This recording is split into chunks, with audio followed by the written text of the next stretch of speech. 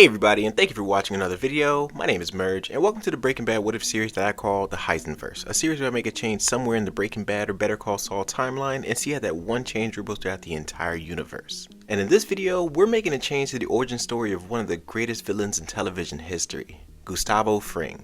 Now, we all know him as the cold and calculated businessman who would even target children if that means advancing his agenda. Are you asking me if I ordered the murder of a child? But he wasn't always like that. Once upon a time, he actually had someone he cared for. I'd even say someone he loved.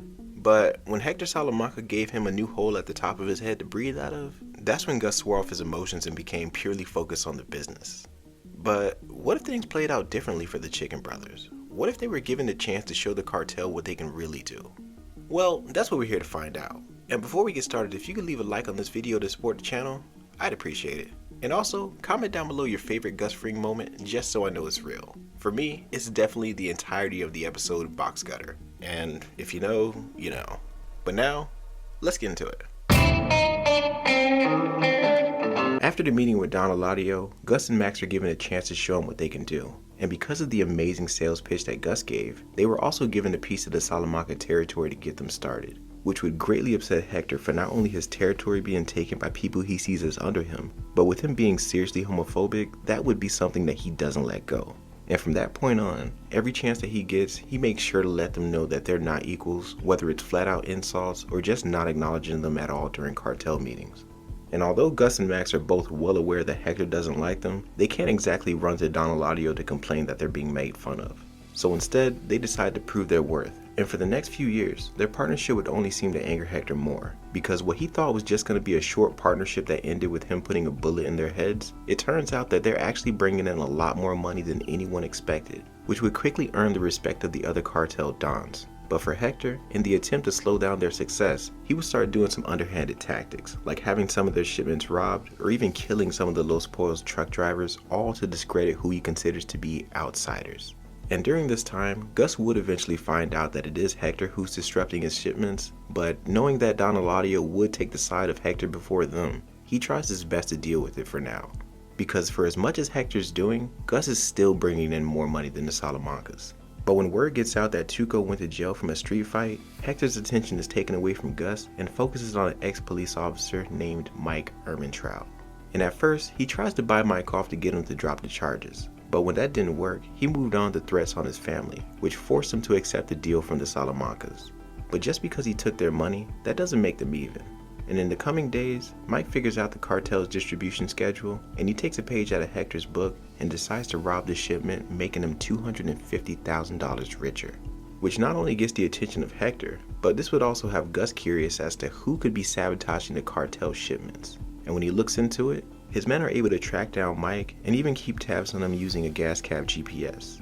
And when following him to a secluded spot in the desert, Mike, while looking through a sniper scope, gets ready to pull the trigger on Hector Salamanca, feeling that the world will be better off without him in it. But when he finds a tree branch pressing against the horn of his car, then finding a letter on his windshield saying the word "don't," Mike leaves the area and heads off to a junkyard to find out how and who is tracking him. And after literally taking the car apart, he managed to find the GPS tracker in the gas tank. And just like the original, Mike is put on a path that leads him directly to Gus. And in the coming weeks, he finds himself working for the Chicken Man as his personal gunman. And because of the history that he has with the Salamancas, Mike's given permission to ruin as many of Hector's supply trucks as he can. And what this does is force Hector to use the Los Pollos Hermanos trucks to get his product across the border, just like the cartel originally intended.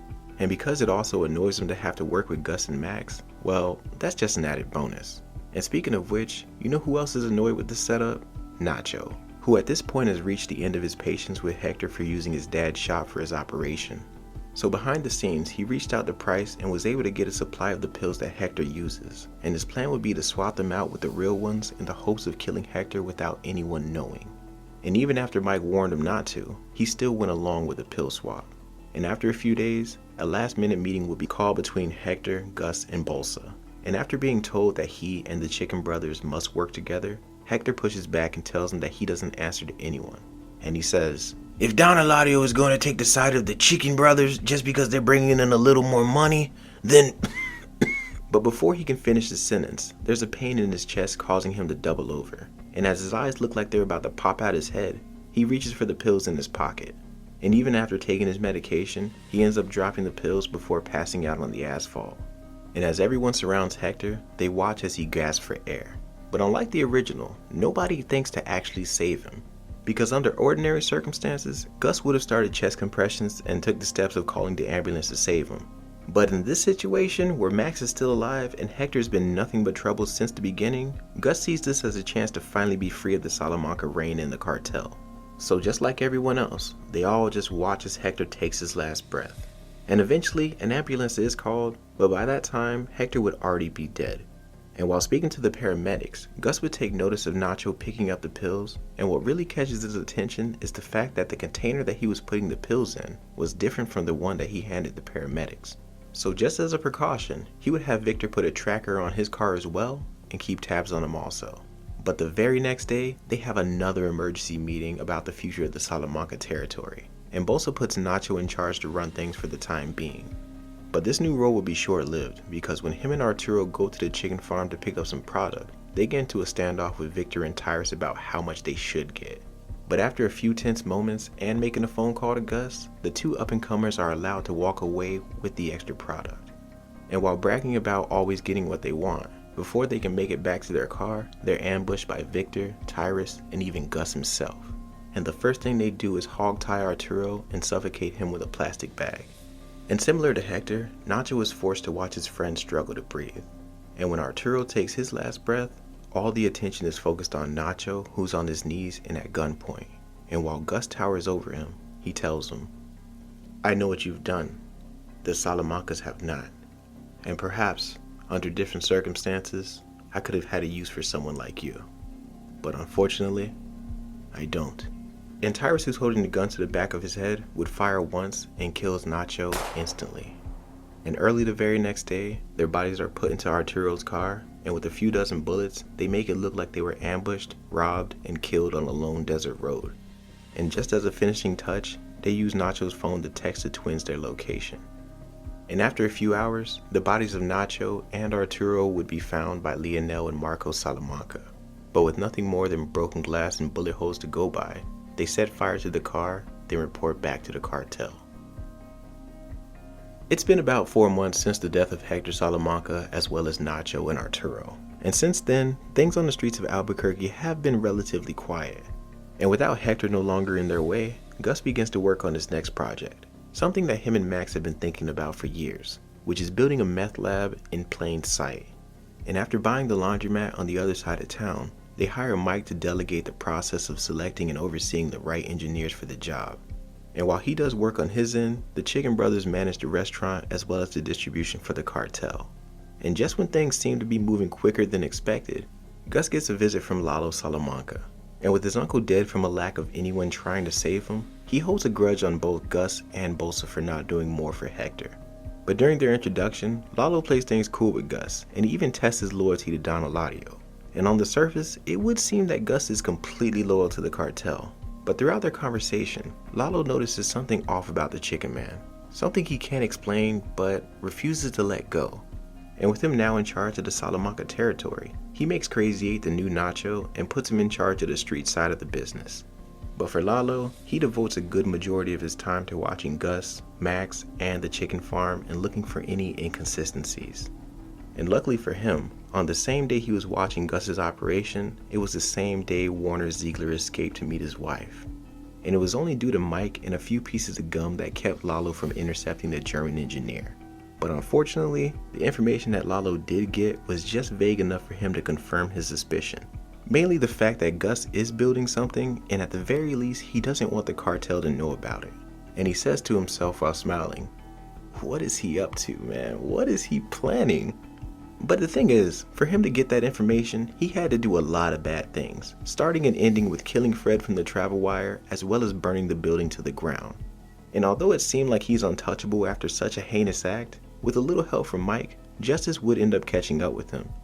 And one day, while out for a drive, the charismatic Salamanca is pulled over by the police and arrested at a red light. But the moment he gets in, he makes a phone call and reaches out to Crazy 8 and asks him all about his lawyer. And just a side note, we're going to say that Emilio used Saul more than once, and he bragged to Crazy 8 about him so much that it caused him to actually use Saul when he got jammed up with the police. So when Saul meets Lalo for the first time, it wouldn't be in a parking garage working on a car. It would actually be while he's being walked out on chains to face a judge. And after getting his bail denied, they head back to his cell to talk strategy. And with the promise of a huge payday, as well as the idea of being a friend of the cartel, Saul tells him that he's going to do everything that he can to get him out. But once he's actually out of the room with Lalo, he really has no interest in going further with the case, mainly for the fact that it's pretty cut and dry that he did kill Fred. And with no real evidence, he's pretty certain that Lalo's going to spend the rest of his life in prison. Which is definitely the idea that Gus and Mike had in mind, but knowing the connections that Lalo has, every day that he's locked up, he gives orders to terrorize Gus just for fun. From robbing his trucks again, to even burning down the Los Pollos Hermanos restaurant to the ground. But seeing that Lalo might be less of a problem if he's not in jail, because then he can just head back across the border, and if he skips out on bail, he wouldn't be able to risk coming back. Or at least that's the theory. So with gritted teeth, Mike begrudgingly gathers evidence to get Lalo Salamanca out of jail. And after dropping it off to Saul, Lalo's granted bail in the amount of $7 million, which he sends Saul to go get. And after nearly being killed more times than he can count, with the help of Mike and a space blanket, Saul returned from the desert with the bail money. And during his time out in the desert with Mike, we're going to say that Kim never went to go visit Lalo in the jail. So that same night that he was released, instead of going to Saul and Kim's apartment, he instead went across the border and headed back to Mexico. But knowing that Lalo is someone that's never really going to stop, Gus sends Mike and a handful of his best mercenaries to put an end to him. Something Mike personally volunteered for because he feels responsible for Lalo knowing everything that he does. Because if he had a better handle on Warner Ziegler, they wouldn't be in this situation. So when they make it to the Mexican compound, although they don't have Nacho, who would have been their man on the inside, the men are more than capable enough to get around that by scaling the wall and opening the door from the inside. And with the orders that Mike was given to his men, they managed to kill the majority of the people in the compound before being spotted by the one-man army known as Lalo Salamanca. And remember, in the original, he had a huge advantage with the hot oil that Nacho set up, but without it, he's still able to even the odds against him, and it even causes Mike to get involved. And while Lalo's peppering the men who's crawling in the tunnel, Mike steps in the doorway and without hesitation fires 2 shots into Lalo's back.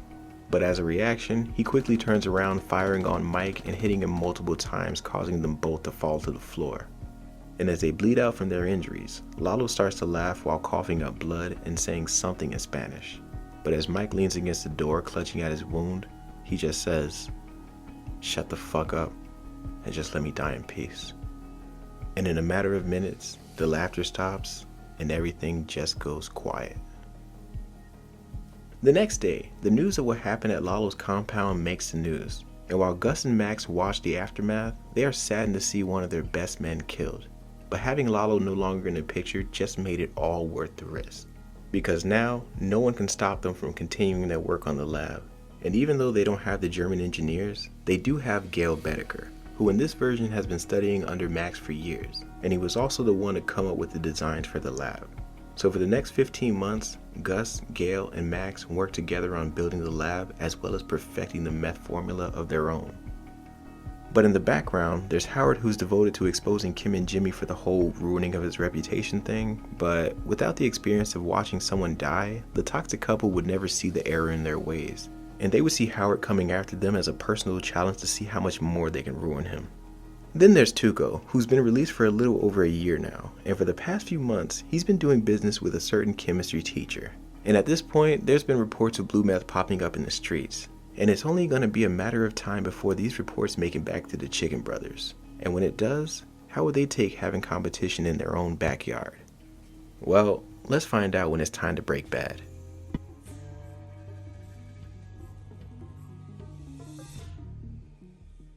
Hey everybody, and thank you so much for watching this video, and I really hope you enjoyed another story from the Heisenverse. And this one is definitely going to need a part 2. And I have a few different directions that I want to take it, but I'm still working that part out. Because the way this version of Breaking Bad is shaping up, in order for Walter to take on the Chicken Brothers, he'll need all the help he can get, even if that means some unlikely alliances. But that's just me. But now I want to hear from you guys. What'd you think of this story? Did you like it? Is there anything that you change? And what's another story that you want for me to cover? Whatever it is, let me know down below in the comments and I'll do my best to respond. Until then, my name is Merge, Later.